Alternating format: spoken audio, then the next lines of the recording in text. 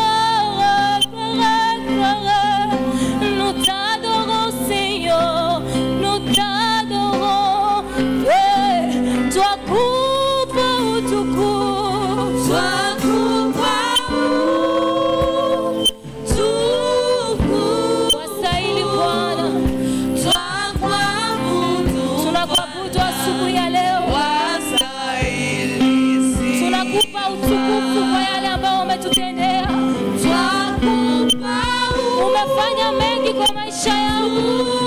Umeniamsha leo. Umenifanya. Ninapumua pumzi toka kwako. Sikulipa kitu. Ninakupa utukufu Bwana. Sikulipa kitu. Lakini Bwana ni kwa bure tu umenipa. Neema yako inayokuwa juu ya maisha yangu. Ninakuabudu tena asubuhi ya leo Bwana. Maisha yangu yote twakupa utukufu. Twakupa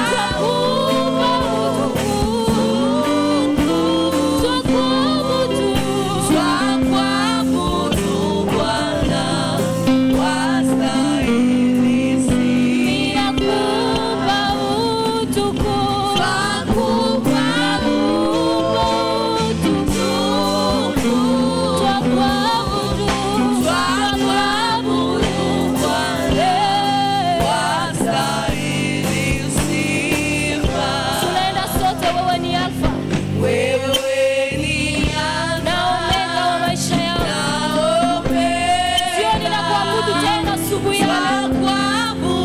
Unastahili sifa za moyo.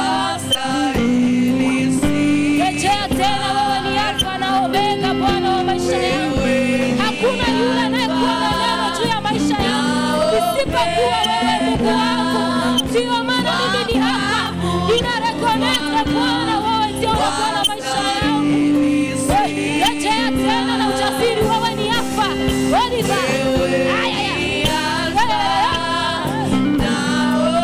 tunakuabudu tena asubuhi ya leo Yesu. Tunakuabudu tena. Wastahili sifa. Twakupa utukufu. Ninakupa utukufu Yesu. Mamlaka na heshima ni zako. Unastahili sifa toka moyo wangu.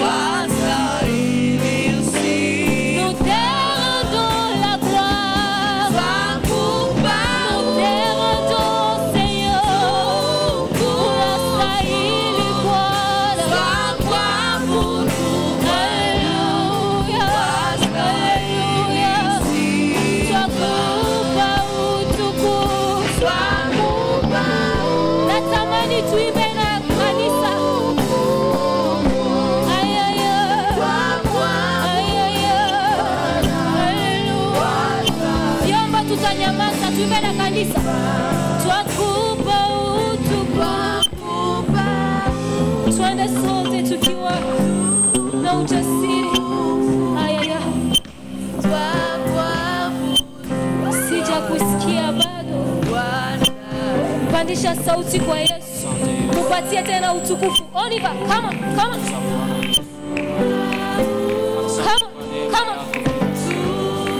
Ayaya.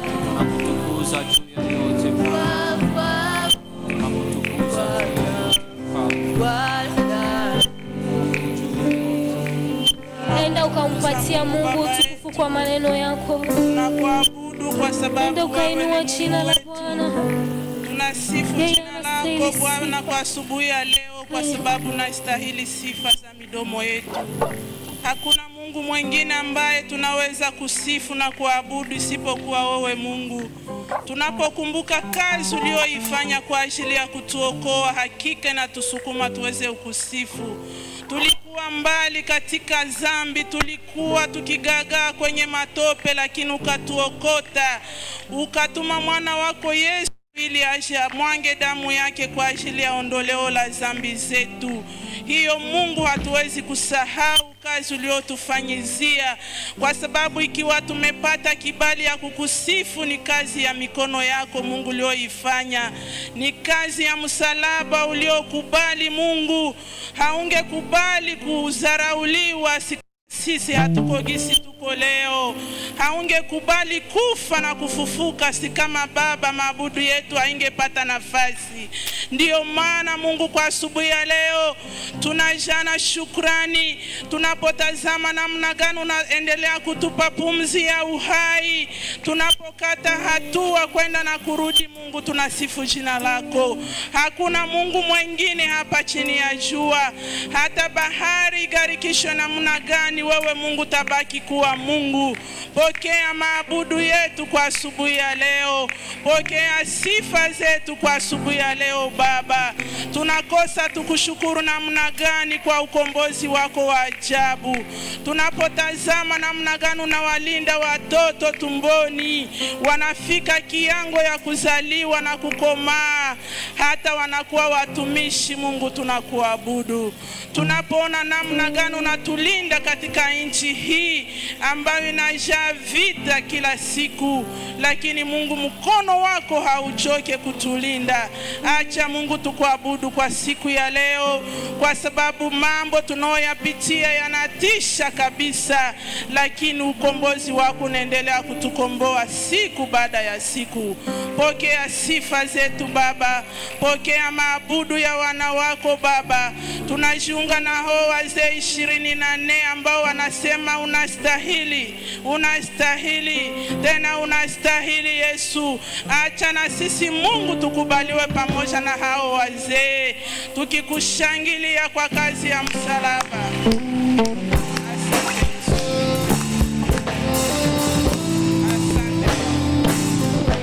Kwa jina la Yesu Kristo.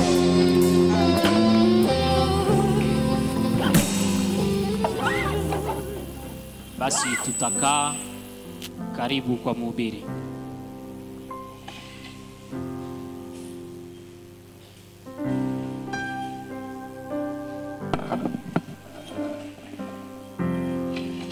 Haleluya kanisa la Bwana. Haleluya. Eske tunaweza kushangilia Roho Mtakatifu ambaye anakuwa mahali hapa? Makofi ya juu sana kwa ajili ya Roho Mtakatifu ambaye anataka kutenda kazi mahali hapa. Sifa zimrudie Bwana.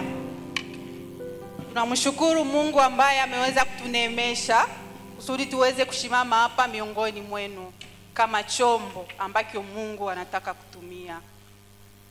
Afeti mtanihurumia sana, nitaongea na Swahili yetu tu ya Goma, kuchanga Kifaransa na Kiswahili. Sitaongea Swahili ya Tanzania hapana. Na ninajua Roho Mtakatifu atayolesha kila mtu kile ambacho anapenda aweze kusikia kwa siku ya leo. Haleluya. Tunashukuru waongozi wa kanisa ambao wametukubalia kusudi tuweze kukua wale ambao watahudumia kwa siku ya leo. Bwana aweze kuwabariki zaidi. Tunashukuru pia viongozi wa vijana ambao waliweza kutuchagua kusudi tukue wale ambao wataweza kutumika katika hii ibada kwa siku ya leo. Ni kwa neema tu. Hatustahili, lakini ni Mungu ametuneemesha. Nashukuru pia Mungu kwani ni yeye ameweza kuwaleta mahali hapa. Kuna wale ambao walipenda wafike mahali hapa lakini hawakupata neema. Ndio maana nashukuru Mungu kwa sababu amewaleta mahali hapa na ana jambo ambayo anapenda wazungumzie tena kwa siku ya leo kupitia somo yetu ya leo. Tumeanza seminaire yetu, tulianza dimanche passé na tuko tunasema juu ya maji ya uzima au maji yaliyo hai. Na kuko dimanche yenye ilipita tuliongelea juu ya kuelewa maji yaliyo hai ni nani. Na tuliweza kuelewa ya kwamba maji yaliyo hai ni Yesu yeye mwenyewe, ni Roho Mtakatifu na ni Mungu yeye mwenyewe. Na pia tuliweza kuelewa ya kama maji yaliyo hai ni Roho Mtakatifu ambaye sio nguvu, lakini anakuwa na uwezo, anakuwa na nguvu. Na tulielewa ya kwamba maji yaliyo hai ni maji ambayo inatuwezesha kuishi maisha ya Kikristo. Tuliendelesha siku ya 5 na tukaongelea Roho Mtakatifu tena, ama maji ya uzima kama ni ya bure. Wakati tunasema Yesu ndiye maji ya uzima na ni Yesu ndiye yeye mwenyewe anapana maji ya uzima, tunaelewa ya kama anapana hiyo maji ya uzima na ni wokovu anaipana kwa bure.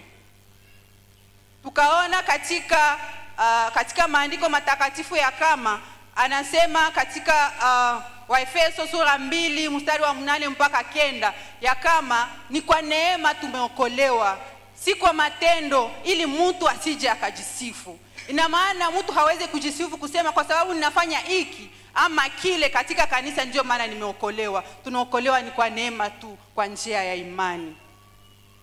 Na siku ya 6 jana tulizungumzia juu ya tunda la maji ya uzima, yaani tunda ya Roho Mtakatifu.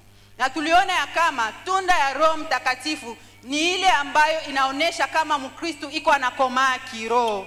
Na tunda ya Roho Mtakatifu si kitu ambacho tunakifanya kwa kujikaza ama kwa nguvu zetu wenyewe, lakini tunda ya Roho Mtakatifu ni kazi ambayo Roho Mtakatifu anafanya ndani mwetu. Na acha sasa kwa leo Mungu amependa tena tuzungumuzie somo inayosema kufurika na maji ya uhai katika eneo la wito wako. Kufurika na maji ya uhai katika eneo ya wito wako. Na kwa dakika chache ambazo tumepewa tutaongelea tu nukta 2. Nukta ya kwanza ambayo tutaongelea juu ya ubatizo au ujazo wa Roho Mtakatifu. Na nukta ya pili tutaongelea juu ya alama fulani ya mtu ambaye amejazwa na Roho Mtakatifu, na tutafunga somo yetu. Acha tuanze, tukianza somo yetu tuweze kusoma mashairi. Na shairi yetu ya kwanza ambayo tutasoma katika Yohane sura 7. Yohane sura 7 tutasoma mstari wa 37 mpaka 39, na tutasoma pia Waefeso sura 5, tutaanza 18 mpaka 21. Tutaanzia kwa Yohane sura 7, tutasoma kuanzia 37 mpaka 39. Naongoza usomi katika jina la Yesu Kristo. Hata siku ya mwisho, siku ile kubwa ya karamu, Yesu akasimama akapaza sauti yake akisema, mtu akiona kiu aje kwangu anywe. Yeye anayeamini mimi, kama maandiko yalivyosema, mito ya maji ya uzima itatoka tumbo lake ama ndani yake. Mito ya maji ya uzima itatoka ndani yake. Neno hili alisema juu ya Roho ambaye wenye kuamini watampokea, kwa sababu Roho Mtakatifu alikuwa hajakuja bado, kwa sababu Yesu alikuwa hajatukuzwa bado. Ni neno la Mungu.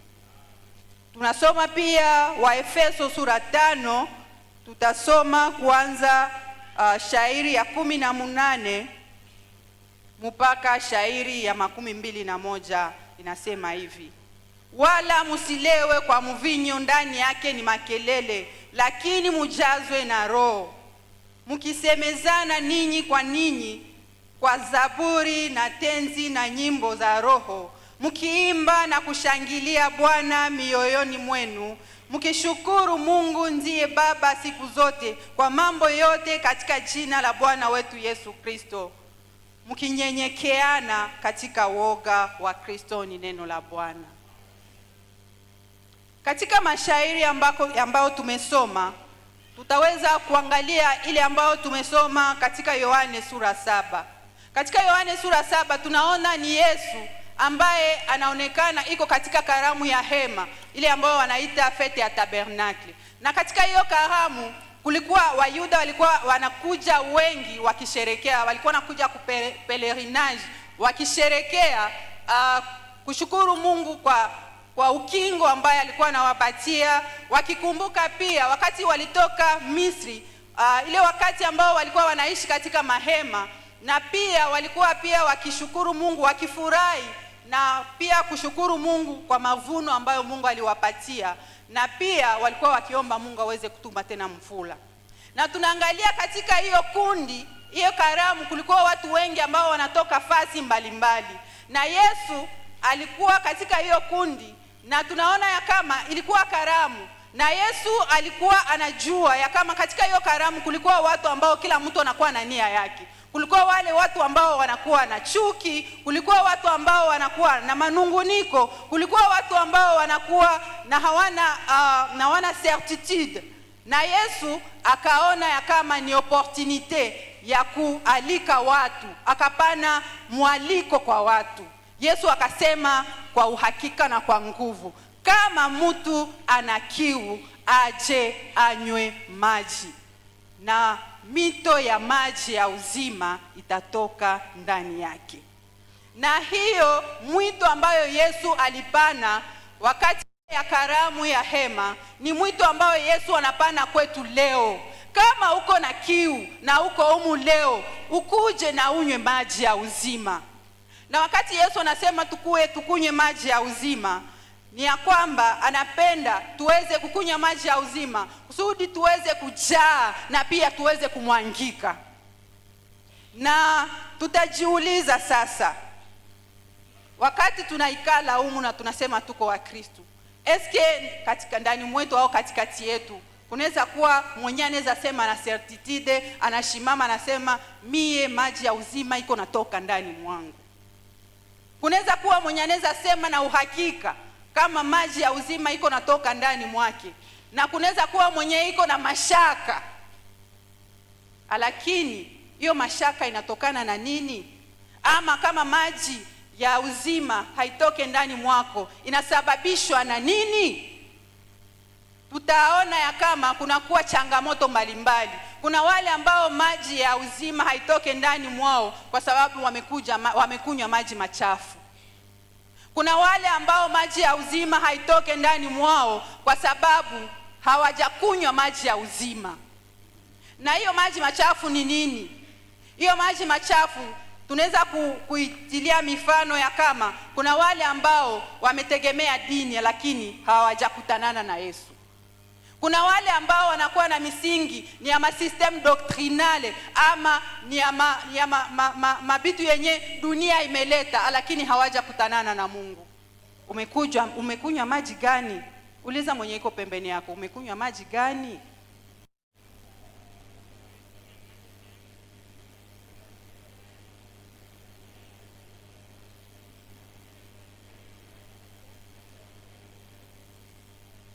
Kwa nini tunashindwa? Ndio maana somo yetu ya leo inapenda kutuhimiza, kutuambia ya kama tumekunywa maji machafu, ni wakati leo tuweze kukunywa maji safi ya uzima, maji yaliyo hai. Na ni Yesu yeye mwenyewe, na ni Roho Mtakatifu yeye mwenyewe. Hakuna kitu ambacho tunaweza kufanya bila Roho Mtakatifu. Haleluya kabisa. Na wakati tunakunywa maji ya uzima, itaonekana maishani mwetu. Lakini kuna Wakristo wengi wamekauka, hata toni moja haitoki. Lakini Biblia inasema mito ya maji ya uzima itatoka, mito, chemichemi. afetu tutakunywa, tunayala na tunamwangika. Mekuko wenye bashaka njoka uka na katoni hawezi kaona. Meneno ya leo inataka kutuambia ya kama tuko na lazima ya kuacha Roho Mtakatifu aweze kututawala kusudi mito ya maji ya uzima iweze kutoka ndani mwetu. Tuweze kupitia kwa nukta yetu ya kwanza ambayo tutasema juu ya ubatizo ama kujazwa na Roho Mtakatifu.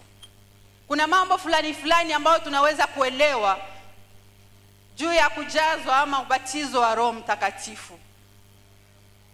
Kitu kia kwanza ambacho tunaweza kuelewa katika Agano Jipya, Yesu Kristo anatupatia sisi sote hiyo neema ya kupokea Roho Mtakatifu wakati tunaitika kukunywa maji ya uzima. Wakati unaitika una manifeste kiu na unakia kunywa maji ya uzima, unaitika kuamini Yesu, kutubu dhambi zako, na unapata neema ya kupokea Roho Mtakatifu. Na hiyo ni kitu ya kwanza ambayo inafanyika katika maisha ya kila Mkristo. Na kupokea Roho Mtakatifu na kutubu binaenda pamoja.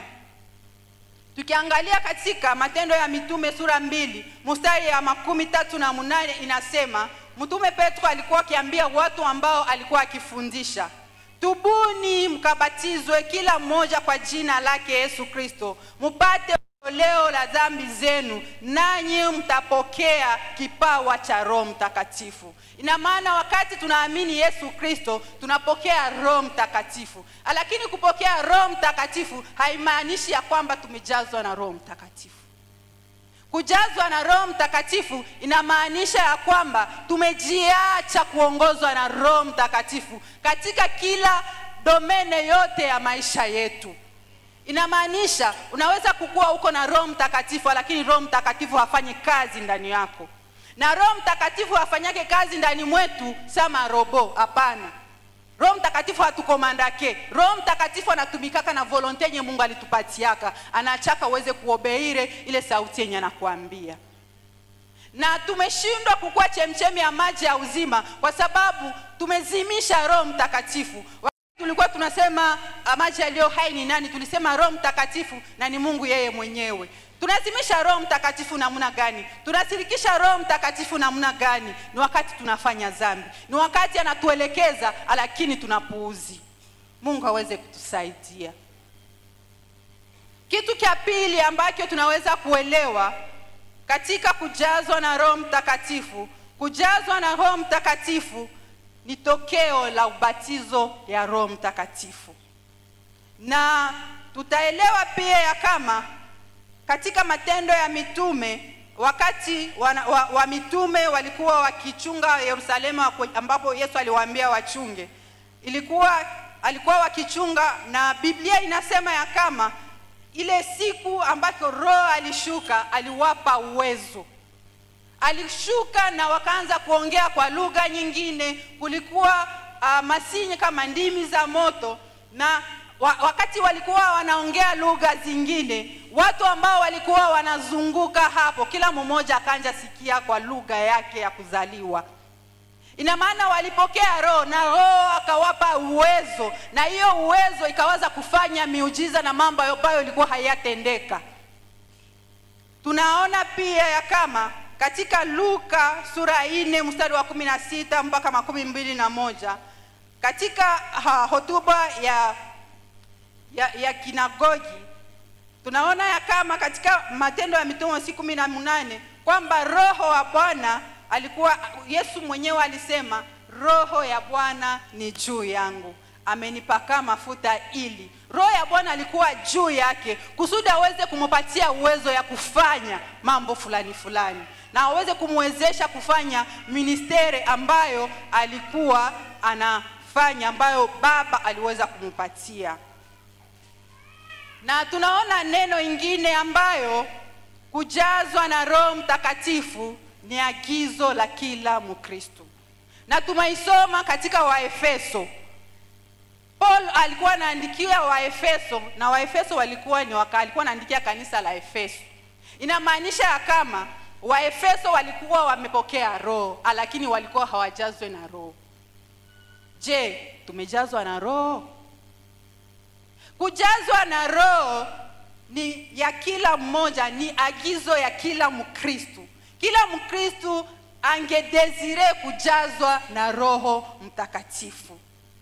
Na tunasema kujazwa na Roho Mtakatifu ni safari yetu ya kila siku. Kujazwa na Roho Mtakatifu ni processes. Kupokea Roho Mtakatifu inakuja wakati tunaamini, lakini kujazwa na Roho Mtakatifu tunaweza kuitamani kila siku, kila siku, kila saa. Kwa nini? Roho Mtakatifu hana uwezo ya kutujaza wakati tunampokea, iko na uwezo. Lakini tunakuwa tena na hiyo hamu ama desire ya kutamani kujazwa na Roho Mtakatifu kila siku, kwani tunaishi katika mwili. Kwani tunaishi katika dunia, na dunia inakuwa na matatizo mbalimbali na magumu mbalimbali. Kwani inafika mara hii ama ile tunaweza kupuuzi sauti ya Roho Mtakatifu. Na mara nyingine inaweza fika shida ambazo unapitia ndani zinakutia ndani manunguniko. Na hivi vitu vyote wakati tunavipitia vinatuvide, vinatupunguza. Ndio maana tuko na lazima ya kuomba kila siku, Roho Mtakatifu niwezeshe tena. Tunahitaji kila dakika na kila saa kuomba kujazwa na Roho Mtakatifu. Na kitu kingine ambacho kinaweza kutusukuma kuomba kujazwa na Roho Mtakatifu ni wakati Mungu anatupatia misio ingine kushinda misio yenye tulikuwa tunafanya. Kwa sababu unaweza kuwa uko nafanya hiki, wakati Mungu anakuita kwa kile kingine, uko na lazima kumwambia Baba, sitaweza bila wewe, uweze kuniwezesha. Ndio maana tunaweza kuona ya kama kujazwa na Roho Mtakatifu, kila mmoja katikati yetu aweze kuitamani na aweze kuomba Roho Mtakatifu aweze kumjaza kila siku.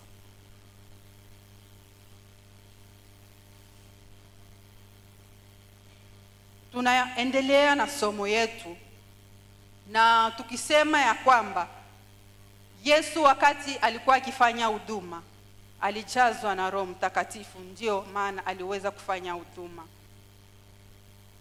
Wanafunzi na wamitume walijazwa na Roho Mtakatifu, na ndio maana injili imefika hapa. Ndio maana wewe umepata wokovu na mimi nimepata wokovu, kwa sababu walikubali kujazwa na Roho Mtakatifu na wakafanya kazi ambayo Roho Mtakatifu aliwaambia wafanye.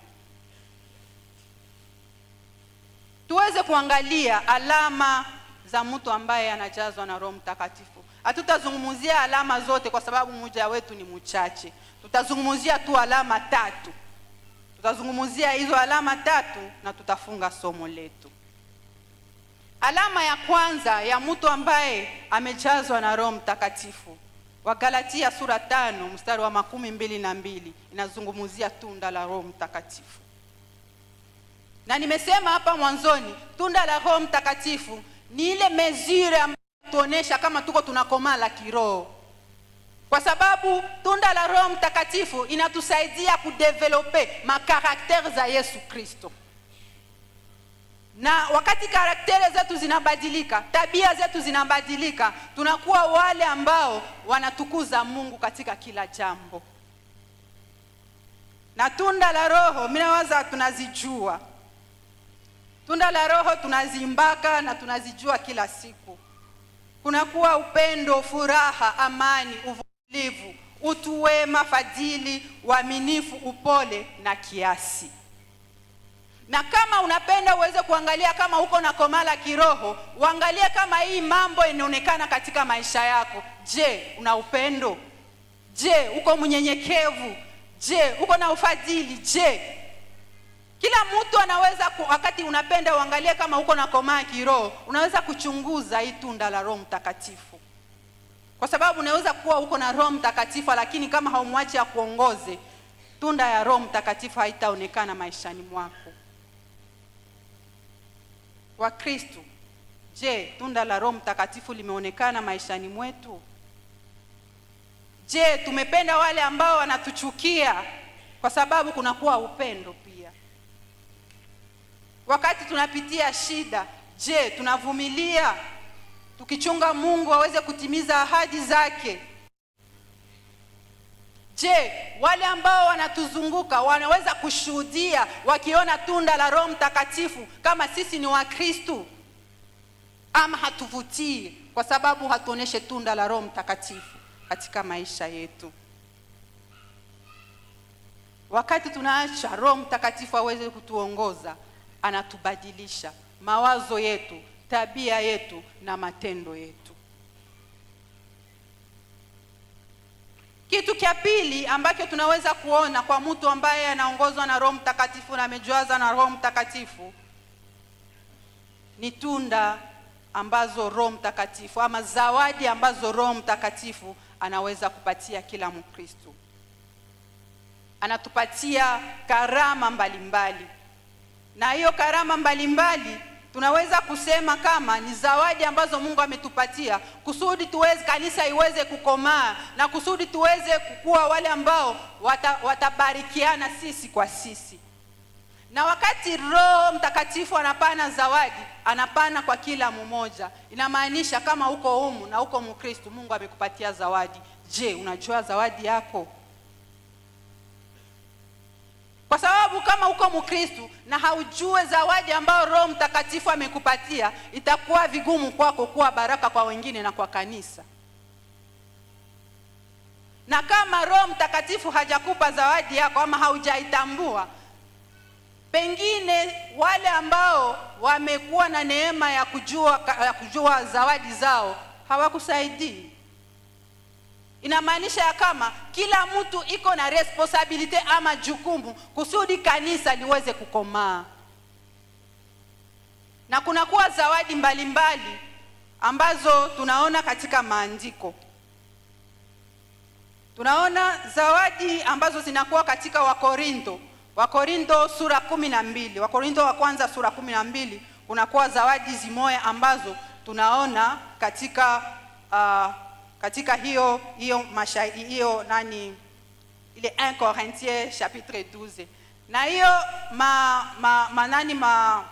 mazawadi mbalimbali, kunakuwa wale ambao Mungu amewapatia zawadi ya kukua wa profeti, wale ambao Mungu amewapatia zawadi ya kukua walimu, wale ambao Mungu amewapatia zawadi ya kukua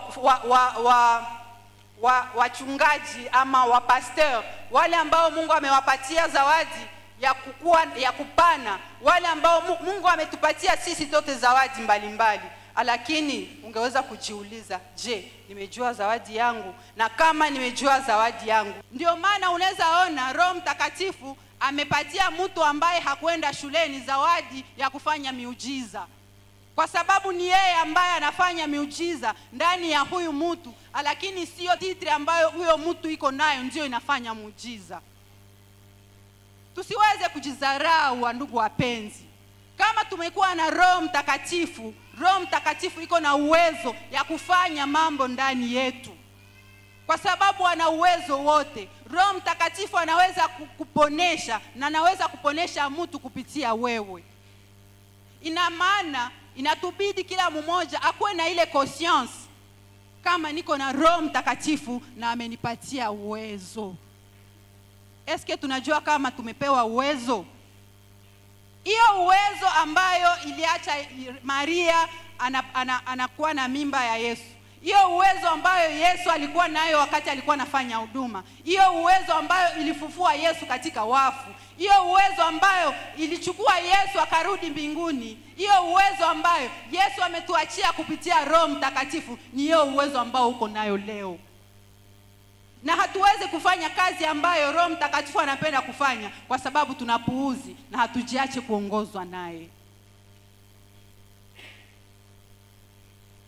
Kunakuwa tutasoma kila mmoja aweze kusikia na kila mmoja aweze kujichunguza na angalie zawadi gani nimepata. Wakorintho sura 12 mstari wa 8 na 10. Roho Mtakatifu amepana zawadi gani? Neno la hekima, neno la maarifa, amepana imani, amepana uponyaji, amepana miujiza, unabii na kupambanua roho na tofauti za lugha na tafsiri za lugha. Katika Warumi sura 12:6 na 8, Roho Mtakatifu amepana zawadi ya unabii, ya huduma, ya mafundisho, ya maongozi, ya uongozi na ya rehema. Katika Waefeso sura 4 mstari wa 11 ni hapo tunaona zawadi za huduma, ambao kuna mitume, kuna manabii, kuna wainjilisti, kuna wachungaji na kuna walimu.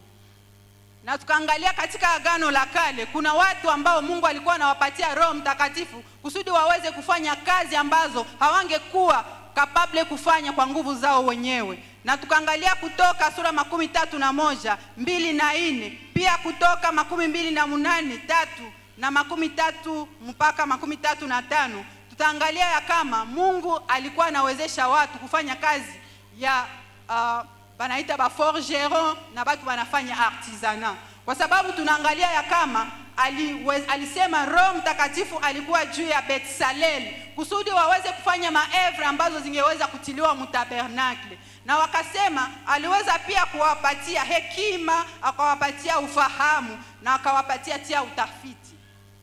Inamaanisha ya kama nguvu ya Roho Mtakatifu haishie ile ambayo tunaita huduma katika kanisa, hapana.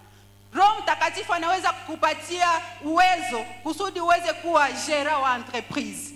Roho Mtakatifu anaweza kukupatia uwezo kusudi uweze kukua mtu ambaye atakuwa mkubwa mwinformatiki, kwa sababu Roho Mtakatifu haiko limite. Na inabidi sasa kila mmoja aweze kujua kama Roho Mtakatifu amenijaza juu nifanye hii kazi, eske mimi naifanya gizi yeye anapenda? Na tunaweza kujua usi kama wakati Roho Mtakatifu ametupatia zawadi tuweze kufanya angalisho, kwa sababu kuna wale ambao Roho Mtakatifu amewapatia zawadi na wameifanya kuwa cheo. Na wakati tunafanya zawadi ya Roho Mtakatifu kuwa cheo, kuna shida, kwa sababu inaweza kuacha kutupatia kiburi. Na wakati tunakuwa na kiburi, itaacha tunaweza kusirikisha Roho Mtakatifu, ama tunaweza kuacha asifanye kazi ndani yetu. Sisi kama kanisa tuweze kujichunguza na kuangalia. Kuna wale watu ambao Bakongo, kuna wale wachungaji ambao wameanza kujiita Mungu.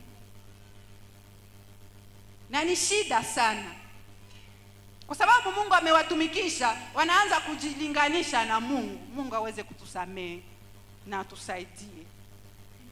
Kwa sababu katika Wagalatia sura 5:22 kuna kuongozwa na mwili na kuna kuongozwa na roho. Wakati Roho Mtakatifu anatuongoza, kuna mambo atapenda wakupropose, unasema Roho Mtakatifu anakatala. Niko na rafiki yangu mmoja ni mchungaji, mimi namfurahiaka sana na ananibarikiaka sana. Ukasoma tunda la Roho Mtakatifu na unaishi naye, unasema Bwana apewe sifa. Kwa sababu tunda la Roho Mtakatifu ni yeye. Wakati unaishi naye unaona uvumilivu, unaona upendo, unaona tunda la Roho Mtakatifu. Je, sisi wale ambao wanaishi na sisi wanaona tunda la Roho Mtakatifu? Kuna vitu ambavyo tutakataa kwa sababu tumesikiliza Roho Mtakatifu. Haleluya kanisa.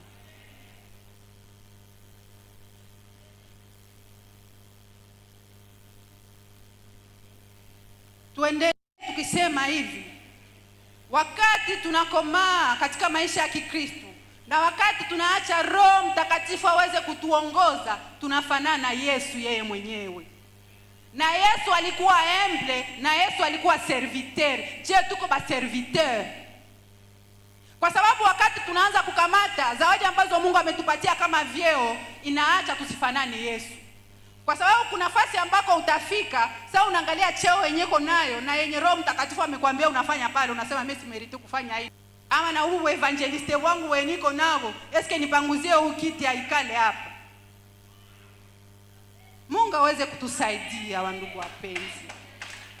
Wakati tunasikia sauti ya Roho Mtakatifu na tunaacha aweze kutuongoza, tunaweza kukua baraka hata kwa wale ambao wanakuwa wadogo katika imani. Tunaweza kuwa baraka kwa wale ambao hawajaokoka bado. Kwa sababu wakati tunaanza kuenda juu, tunafunika nguvu ya Roho Mtakatifu katika maisha ya wengine ambao wanatuzunguka. sauti yetu ndio inakuwa tu juu. Mie nimesema mimi ndio baba wa hii nyumba. Hapana. Mungu amekupatia hiyo zawadi ya kuwa baba wa nyumba, lakini unaitumikisha namna gani? Kwa sababu tukaangalia katika Yoeli sura 2:28, Yoeli aliprofetizea kama siku za mwisho wakati wale ambao watamwamini Roho Mtakatifu, Mungu atajaza Roho Mtakatifu juu yao, na kuna vijana watatabiri, wazee wataona ndoto. Sasa inaweza kuwa mtoto Mungu amempatia neema ya kuwa na hekima ama ya kutabiri, lakini kwa sababu wewe ni baba wa nyumba, unasema wewe ni mtoto, utasema nini? Tuweze kusikiliza sauti ya Roho Mtakatifu. Hata kama ni mtoto, uweze kusema Roho Mtakatifu, huyu mtoto ile ambayo anasema, wewe unasema nini?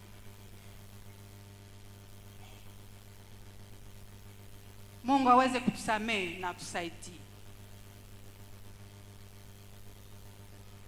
Kunakuwa kitu kingine ambacho tutaweza kuzungumzia kwa hii somo yetu. Hiyo kitu ambayo tunataka kuzungumzia pia ni kitu ambayo tunaita kukuwa washahidi. Wakati tunapenda tujue kama tumejazwa na Roho Mtakatifu ama kama Roho Mtakatifu anatuongoza, anatufanya tuwe washahidi wake. Na hiyo tunaiona katika Matendo ya Mitume sura 1:8, ambapo Yesu yeye mwenyewe alisema Roho Mtakatifu atakuja juu yenu na atawapatia uwezo, na mtakuwa mashahidi wangu Yerusalema, Yudea, Samaria mpaka mwisho ya dunia. Je, tuko washuhuda wa Yesu? Je, tumebakia Yerusalema ama tumeenda na Yudea? Kwa sababu mara nyingi ile ambayo mimi na observe katika makanisa zetu za leo, tumebakia Yerusalema na tumesahau Yudea. Na Mungu hakutupatia uwezo kusudi tuweze kubakia Yerusalema, hapana. Na utaweza kujua ya kama Mungu amekupatia okazio ya kutoka Yerusalema kwenda Yudea kama huko kosia na misio yenye Mungu amekupatia. Si huko mko bebanendaka Dubai, huko bebanendaka Shini, huko bebanendaka Eni. Si banayo banendaka ko banendaka tu ni mubiashara. Esko na yua kama ile opportunity Mungu amekupatia, amependa uende Samaria? Wakati unaenda Shine, unaenda kufanya biashara kwa sababu Mungu amekuwezesha kukuwa mtu wa kufanya biashara. Lakini pia uweze kujiambia kama kuna misio ambayo Mungu amekupatia kule Shine kwenye unaenda. Lakini inabidi kuwe conscient na ile misio yenye Mungu amekupatia. Pale kwenye unauziaka, ushakaunda urafiki. Inabidi waone tunda la Roho Mtakatifu ndani mwako, na wakati wanakuona waone utofauti na wakuulize kwa nini unaishi hivi, na uweze kuwaambia sio mimi, ni Yesu ndani mwangu. Na hiyo itasaidia ya kama hata hatutamobilize franga ya kwenda ende umu ama Shini. Ule mwenye Mungu amepatia okazio ya kwenda Shini na franga yake, na atajikulisha na jilalisha, njoo misionere wetu mwenye anaenda kule. Lakini ule mtu akuwe conscient na ile mission yenye Mungu amempatia. Juu saa mimi sina franga kwenda hako, ndio mimi naweza kuwa niko na passport, mimi sina franga na sina visa. Me ule commerçant yeye anapaendaka saa yote. Inamaanisha kama na prendre conscience na nasikiliza Roho Mtakatifu, ni missionnaire wetu waende na Shine na Pakistan. Tuweze kusikiliza Roho Mtakatifu. Wakati unatayarisha safari yako, uliza Roho Mtakatifu, unapenda unitumie namna gani katika huduma yangu ambayo mimi nenda fanya Shine? Tukaangalia hii ya ushahidi, tutaweza kurudia katika kanisa. Mungu ametupatia tuwe washahidi, ametuwezesha, ametupatia uwezo. Je, tuko washahidi? Wangapi humu wanafanya evangelization? Wangapi humu benye Mungu ashesaidia banafanya evangelization? Kwa sababu tuko wafuasi. Na mfuasi ni yule ambaye anafanya mfuasi mwingine. Mathayo sura 28 inasema, enendeni mkawafanye mataifa yote kuwa wanafunzi. Je, tuko wanafunzi na tunaenda kufanya wanafunzi? Kuna wale ambao wanashindwa kwa sababu hao wenyewe hawajakuwa wanafunzi.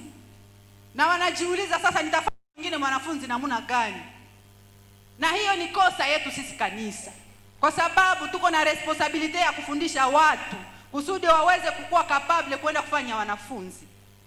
Na hiyo itaonekana kuangalia nini tunapatia priority katika makanisa zetu. Priority ni nini? Tunapatia ka priority kitu gani? Nitafanya mfano ulio hai. tunafanyaka kilte ya 3h ama kilte ya 3h30 ama ya 4h. Mahubiri na kwaka ya wakati ngapi? Dakika 13, dakika 25. Tutakomala namuna gani? Sasa hizo wakati zingine zote zinafanya nini? Na misio ya kanisa ni kusudi watu wakomae na waweze kufanya wanafunzi. Roho Mtakatifu aweze kutusaidia na kutuwezesha. Kwa sababu injili haiendelee kwa sababu kanisa haifanye misio ambayo Roho Mtakatifu ameipatia. Na sisi wa Kristo tujichunguze. Wakati wanatuambia tukuje kwa semina ama wanapenda tufundishiwe, kuna watu 2 ama 3 ama 4 ndio wanakuja kwa semina. Hatuoneshe kiu. Tutakomaa namna gani? Kwa sababu kukomaa yetu inadepende na kama tunakulishiwa na nini. Haleluya, kanisa la Bwana. Mungu aweze kutusaidia, atusamehe na atuwezeshe.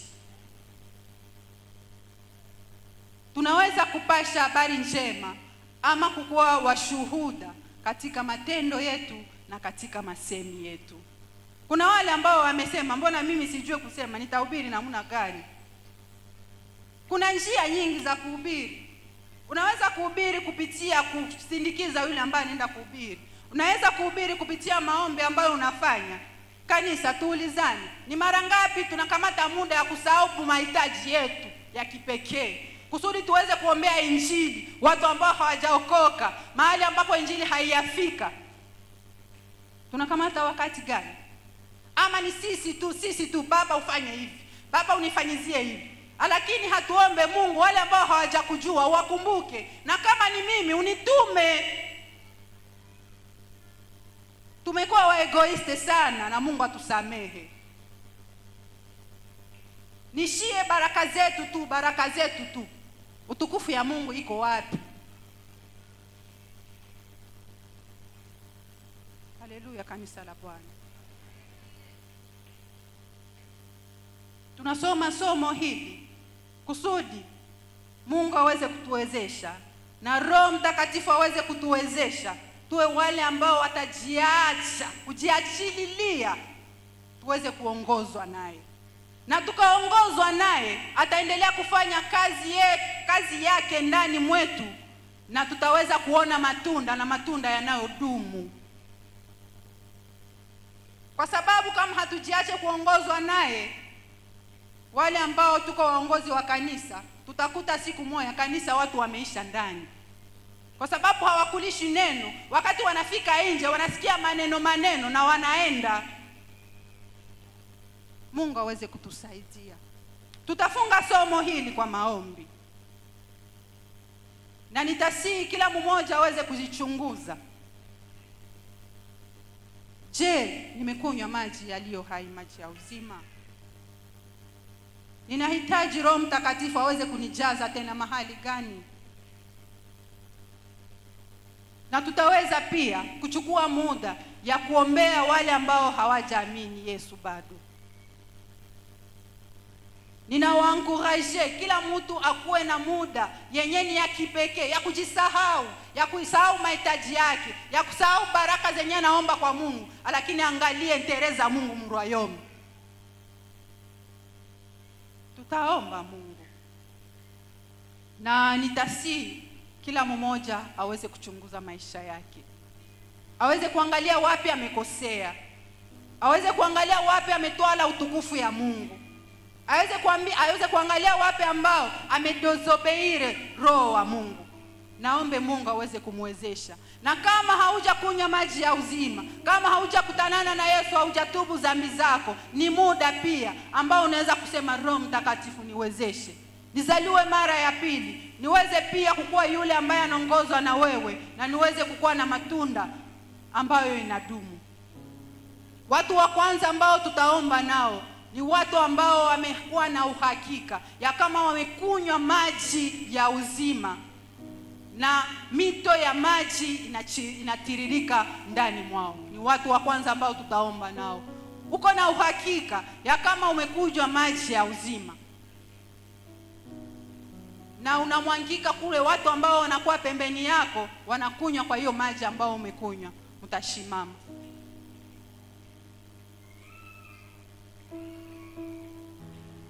Je, kuna watu ambao wamekunywa maji ya uzima na mito inatiririka ndani mwao? Tutashimama na tutashukuru Mungu pamoja nao.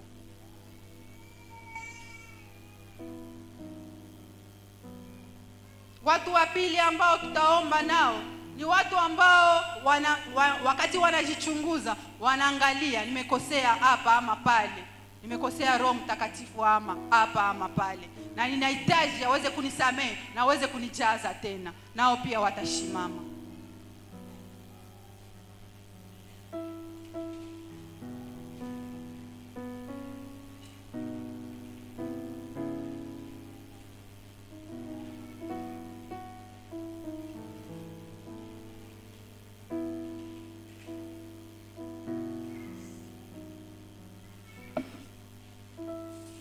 Tutaweza kuomba Mungu na kila mtu ataweza kujiombea. Tutaweza kuomba rehema za Mungu na tutaweza kuomba Mungu aendelee kutujaza kila siku. Tutaombea pia, nimesema, wale ambao hawajamjua Mungu, wale ambao wanaishi katika mahali ambako evanjili haiyafika. Tutaweza pia kuwaombea neema ya Mungu na rehema ya Mungu uweze kuwakuta huko. Tutaweza kuombea wale ambao wanaishi katika nchi ambazo zinakuwa hostile à l'évangile. Tutaomba Mungu aweze kuwapatia nguvu kusudi wasiweze pia kupotoka katika imani, katika magumu mbalimbali, mapersecution ambazo wanapitia ndani. Mungu aweze kuwawezesha waweze kubaki imara. Tutaweza pia kujiombea tukisema Mungu aweze kutumikisha kila mmoja mahali ambapo Mungu amemuita. Kama uko mzazi, Mungu akuwezeshe uweze kuedike watoto ukiongozwa na Roho Mtakatifu. Kama una huduma, Mungu akuwezeshe uweze kufanya huduma yako ukiongozwa na Roho Mtakatifu. Kama unafanya kazi ya biashara, Mungu aweze kukuwezesha ufanye biashara ukiongozwa na Roho Mtakatifu. Tutaomba Mungu na kila mtu ataweza kujiombea. Éternel Dieu, nous te rendons grâce parce que tu es le Dieu tout-puissant. Merci Saint-Esprit pour le travail que tu as fait pour nous. Parce que sans toi, nous ne sommes rien et nous ne pouvons rien. Nous te disons merci pour le travail que tu as fait au travers de Jésus-Christ. C'est pourquoi nous avons reçu notre salut et nous pouvons nous mettre devant toi et avoir aussi cette puissance de te témoigner. Gloire soit rendue à toi de l'œuvre que tu es en train de faire au travers de nous. Mais nous te prions chaque jour de nous remplir parce que nous sommes faibles, parce que nous faillissons à un certain moment. Mais nous avons juste besoin de toi pour nous relever, continuer la marche et produire les fruits qui demeurent. Nous sommes en train de prier pour les personnes qui vivent dans les zones non atteintes par l'évangile à ces moments. Parce que tu les aimes aussi autant que tu nous aimes. Si l'évangile nous est parvenu, c'est parce que tu nous as donné la grâce. Et nous prions que tu nous donnes aussi cette faveur d'être les personnes qui vont contribuer pour que l'évangile atteigne ces personnes qui vivent encore dans les zones non atteintes par l'évangile. Nous sommes en train de prier pour ces personnes qui sont en train d'évangéliser dans des pays à persécution. C'est sûr que ce n'est pas facile, c'est difficile. Mais nous prions, Seigneur, que tu les capacites. Nous prions que tu leur donnes la persévérance. Nous prions que tu leur donnes la joie de te servir. Saint-Esprit, nous savons que tu es puissant. Si parmi nous, il y a les gens qui n'ont pas encore découvert le don que tu leur as donné pour les mettre au service de l'Église et pour les mettre au compte du corps du Christ, je prie, Seigneur, que tu leur donnes faveur de découvrir leurs dons pour les mettre au service de l'Église. Seigneur, je suis en train de te prier, et Saint-Esprit, je te prie que tu sois celui qui va contrôler tout notre être, nos passés, nos actions et tout ce que nous pouvons faire. Nous nous abandonnons à toi totalement. Nous te laissons le contrôle de notre vie. Sois celui qui nous guide parce que tu ne peux pas nous perdre. Tu es celui qui connaît les chemins. Tu es celui qui connaît les vrais chemins. Alors nous te prions, Seigneur, d'être celui qui va continuer à nous diriger. Mais donne-nous la grâce de nous laisser être dirigés par toi, être remplis par toi. Gloire à toi, Saint-Esprit, parce que tu es celui qui va continuer à agir. Pas pour notre gloire, mais pour ta gloire à toi seul. Raison pour laquelle nous t'acclamons encore, parce que nous savons que tout ce que nous faisons, c'est pour ta gloire. Tout ce que nous faisons, c'est toi qui nous fais. C'est toi qui le fais au travers de nous. Gloire soit rendue à toi, Saint-Esprit. gloire soit rendue à toi, Saint-Esprit, parce que tu es le seul qui agit au milieu de ton peuple. Merci, Saint-Esprit. Merci, Saint-Esprit. Tutakaa.